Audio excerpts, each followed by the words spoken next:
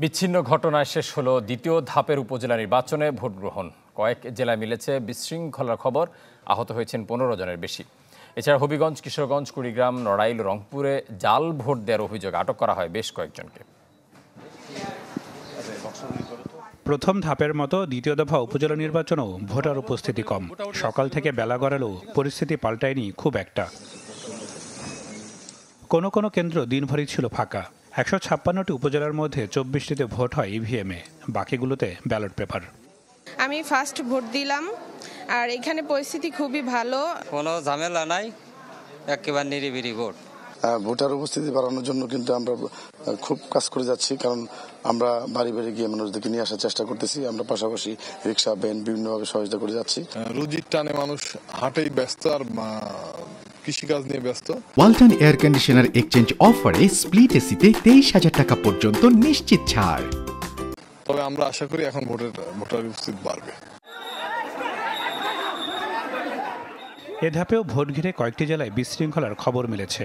শরীয়তপুরের জাজিরায় প্রকাশ্যে ভোটের ভিডিও ধারণ করতে গেলে সাংবাদিকদের ওপর হামলা চালান চেয়ারম্যান প্রার্থী ইদ্রিস ফরাজীর সমর্থকরা।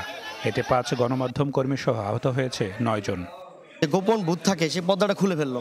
তাই বলতেছে এটা তো একটা সিস্টেম হইতে পারে না। তখন আমি মোবাইল ফোনটা বের করে ক্যামেরা দিয়ে ভিডিও করতেছিলাম। ভিডিও করেছ কেন? এখানে মোবাইলটা নিয়ে নিল। গুরুতর হয়, আমরা এখানে ভর্তি দিয়েছি, আর একজনকে আমরা চিকিৎসা দিয়ে বিদায় করে দিয়েছি। এর ভিতরে পলাশ খান নামে যে তার আসলে নাক দিয়ে রক্ত পড়তেছিল, তার অবস্থা একটু আশঙ্কাজনক, আমরা অবজারভেশনে রেখেছি। ব্রাহ্মণবাড়িয়ার আখাউড়ায় কেন্দ্র দখল নিয়ে 2 চেয়ারম্যান প্রার্থীর সমর্থকদের মধ্যে হাতাহাতি হয়। পরে পুলিশ গিয়ে পরিস্থিতি নিয়ন্ত্রণে আনে। ভোলার রতনপুরে 2 চেয়ারম্যান প্রার্থীর মধ্যে ধাওয়া পাল্টা দেওয়া হয়েছে। বিস্ফোরণ ঘটানো হয় ককটেলের। আতঙ্ক ছড়িয়ে পড়ে পুরো এলাকায়। পুলিশ ও বিজিবি গিয়ে শান্ত করে পরিস্থিতি। বড় ধরনের কোনো ঘটনার সংবাদ শুনি, তবে দুই একটা ঘটনা, ছোটখাটো ঘটনা শুনছি। সেখানে মোবাইল টিম গিয়ে পরিস্থিতি নিয়ন্ত্রণ করছে এবং ইলেকশন পরিস্থিতি স্বাভাবিক। কেন্দ্র দখলের চেষ্টা করলে পুলিশের সাথে ধাওয়া পাল্টা দেওয়া হয় লক্ষ্মীপুরের রামগঞ্জে। ভাঙচুর করা হয় কয়েকটি গাড়ি। পরে কয়েকজনকে আটক করে আইনশৃঙ্খলা বাহিনী। নাটোরের বাগাতিপাড়ায় কেন্দ্রে যাওয়ার সময় দুর্বৃত্তের হামলায় আহত হয়েছেন চেয়ারম্যান প্রার্থীর 3 সমর্থক। আর রাজবাড়ীর বালিয়াকান্দিতে একজনকে কুপিয়ে জখম করেছে প্রতিদ্বন্দ্বী প্রার্থীর সমর্থকরা।